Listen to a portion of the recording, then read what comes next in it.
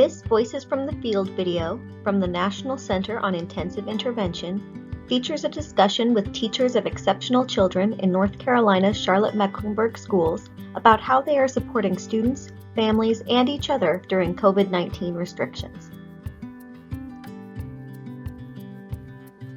Staff from the Exceptional Children Department in Charlotte-Mecklenburg schools convened a group of their teachers in spring 2020 to share their perspectives and ideas.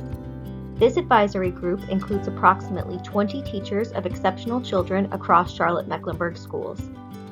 NCII spoke with 4 teachers in the advisory group about their work during COVID-19 restrictions, including communicating with families, adapting to virtual instruction, adapting instructional materials, continuing efforts in fall 2020, and giving advice to other teachers. The 4 teachers featured in this video are Daphne Brown, Heather Earnhardt, Kendra Gluck, and Thomas Goff. The parent communication, the parent connection has really been strong and developed during this virtual time. Parents can see what we are teaching their child, and we're giving parents immediate feedback, where when you were in school, we couldn't do that on a day-to-day basis or even on a weekly basis. So now parents are getting immediate feedback. And if we need to conference with our parents for 5 minutes after a lesson, we can do that. Where we didn't have that option in school, our relationship becomes stronger with our parent and it builds trust. We can talk directly to the parents and say, well, this is how we teach them to do this, or to break this apart, or another way of thinking about the problem, maybe visually or kinesthetically, hands-on, so that they can understand a little bit better. Another important piece is the language. Parents are now hearing the language that we're using with the students, and so they're using the same language when they're working with their child at home. So the language piece of it is a really big component, because not all kids with disabilities can go home and tell their parents, I use this strategy and I use this. So this way, having that same language, communication, and what we're saying is cohesive. Just, I think, being there for these parents who rely on us to provide all that instruction, because it is hard to teach your own kids. Providing that grace for those parents who really are struggling, and then also being an ear for them, just so they have somebody to say, I hear you, and let's try and figure out what we can do together. Actually, I'm enjoying the more one-on-one time with the students, because I find you can really tailor every lesson for that specific child rather than a group of 3 or 4, because there's still going to be wide ranges within that group. So when you're getting on that Zoom or video chat for 30 minutes, you're hitting that child exactly where they are for 30 minutes. And then the next student might be the same topic, but you can expand on it, or you can bring it down to a different level. So that's been one of the pluses to this. I'm finding that I can tailor and individualize the lessons just as I would in the classroom. And I'm also able to add other things, unlike having those videos. When you're working with one group, you can tell one group to work with the videos, and while you're direct teaching the others, and then you can kind of flip-flop, and that's a way to get all of the instruction in at one time. I think that it's enhanced the specially designed instruction. Now we were forced to use more technology.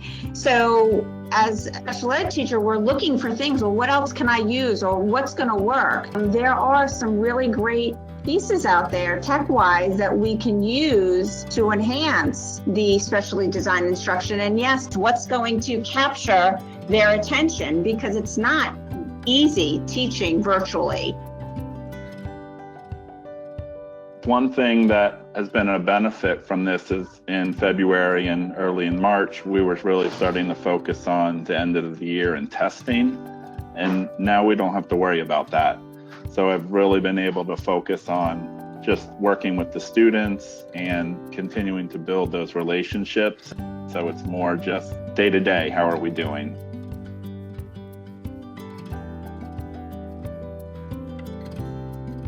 I'm adapting manipulatives for doing double-digit addition or subtraction with regrouping. I was using manipulatives, the tens and the ones. They can have sheets of paper where they cut them up into strips. So they have things around the house that they can use, or they can use beans or cereal, something that is even more fun than those tens and one strips. If the kids don't have the manipulatives, what am I going to look for out in the virtual world that they can use to manipulate? So there are a lot of sites. There's a few things that the kids can actually manipulate, and you can share your screen through Zoom, and kids can manipulate on the screen. I think just researching and finding what's available to use as a substitute. I've tried to stay away from asking the parents to do too much and finding that stuff at home, and more thinking about, fingers crossed, in the fall, if we end up doing some sort of in school and online, making sure that the kids all have a kit that they're taking home with them, so that we know what materials they have or that we've created, so that we know they've got this manipulative and they can use it. We know what they have. We can teach them how to use it while they're in school. So if they do have to go home and do it virtually or at home, they can show their teacher. We create a video, show it to the parents, different things like that. I'm reaching out to the families and finding out from them what works, what doesn't work, because I think that's really important for us as an EC community, and even finding out from each other. We are a large district, and what works well for people, and let's not recreate things if we can share and collaborate. It is that collaboration and that working together. I find it easier now being able to collaborate with PLC groups across grade levels. When we're at school, we're teaching all day long, so it's very difficult to attend the PLCs. We're collaborating through email. Now I'm able to attend PLC meetings that are held some mornings if I'm teaching in the afternoon. So the collaboration piece for me has been a bit easier doing this virtually. Making a schedule for yourself is dire. Keeping yourself on that schedule, making sure you have time to have a break throughout the day so that you can be rejuvenated for yourself, your parents, and your students.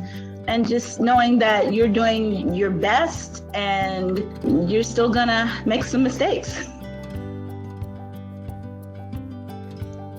Just allowing yourself the grace to make the mistakes. Don't be afraid to reach out to your colleagues. They may have something that you need, or they may have an idea that you haven't thought of yet. Want to know more?